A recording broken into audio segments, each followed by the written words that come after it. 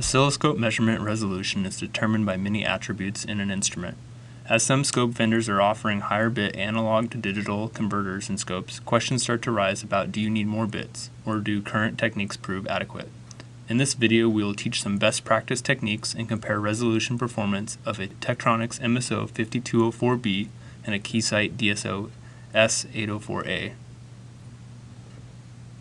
Let's begin with a few simple best practice techniques for maximizing resolution and scope performance. The first one is preparing the scope. Make sure it's warmed up.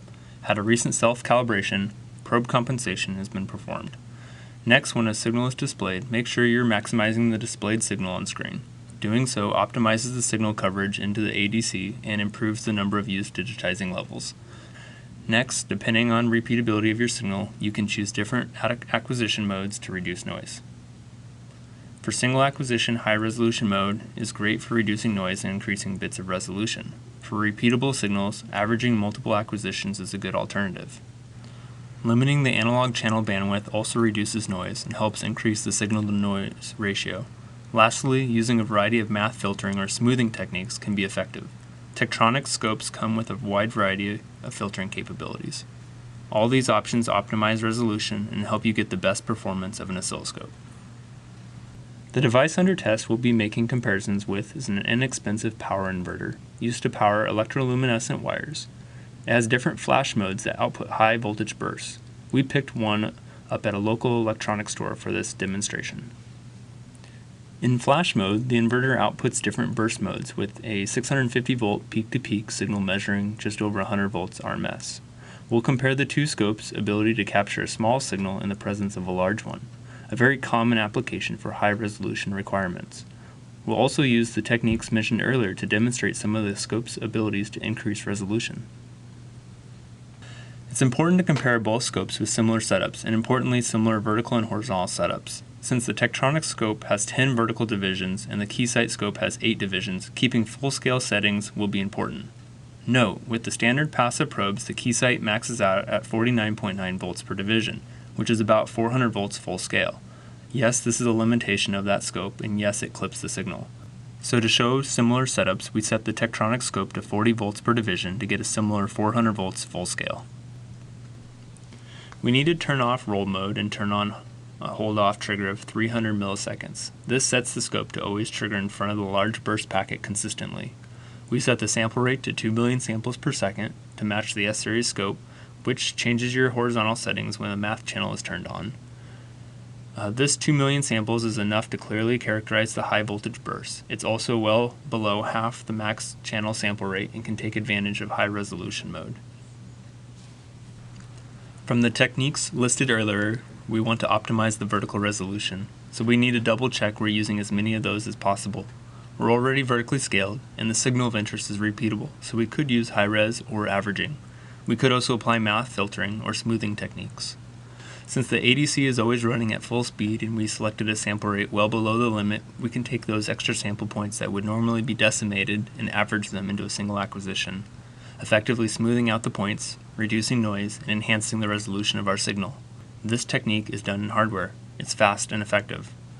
We're going to use high resolution mode because we want to show we can capture the small signal on a single acquisition. So let's turn it on.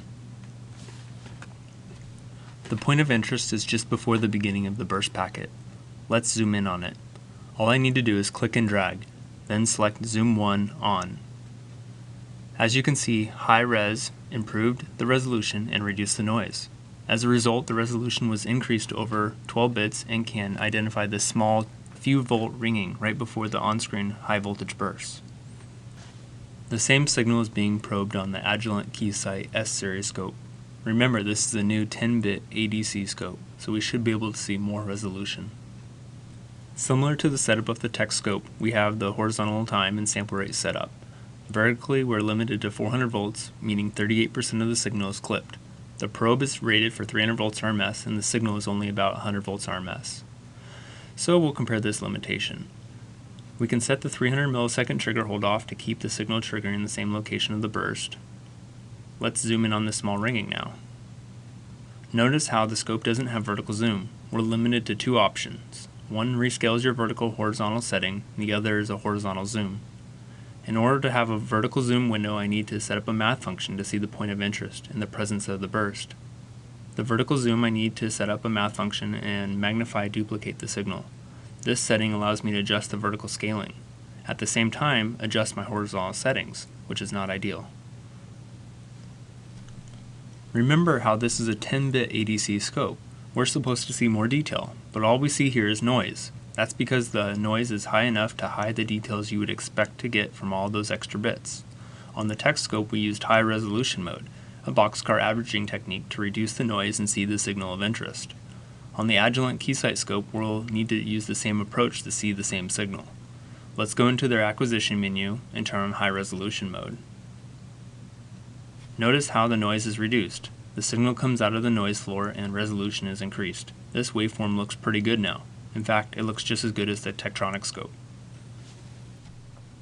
Another Tektronix technique for making high-resolution measurements involves using Tektronix world-class performance passive probes that come standard with many models of our oscilloscopes. These probes have twice the bandwidth of competitors' probes and under half the capacitive loading, taking advantage of a custom ASIC chip leading to amazing signal integrity. In fact, for those interested, there is a similar 500 MHz 2x probe. Less signal is attenuated, so you get a better signal-to-noise ratio with better resolution than the competitors' 10x probes. Adding a second probe to the display can be powerful. This method sometimes relies on overdrive recovery, but for this demo it doesn't. With two Tektronix probes attached, you can quickly capture the full signal of interest on one channel and the area of interest on a second channel. Remember, two Tek probes is less loading than one competitor's probe. To demo this, I've attached and turned on channel 2 with a TPP1000 1 GHz probe. Once both channels are scaled, we can see both the full signal on channel 1 and the small ringing on channel 2. Seeing these two parts of the same signal can maximize the resolution potential of areas of interest. Comparing the Tek scope captures of single probing and double probing techniques compared to the Keysight scope, notice how both were able to measure a few volts in the presence of a large voltage with the right resolution techniques. Remember, the Keysight scope was not able to acquire 38% of the waveform with standard probes. Both scopes were set up to match this limitation. We saw that noise can often be a limiting factor as well. Making high-resolution measurements, in both cases users have to take steps with both instruments to condition the signal. Remember, the techniques listed earlier. They'll be key to your insight of capturing high-resolution signals. Scopes are complex systems and measurement resolution is determined by multiple elements of the system. Consider the whole system, along with all the features of the instrument, not just one single specification. For further questions, let a local sales expert demonstrate the capabilities or call a local application engineer in one of your many support centers around the world to answer your questions.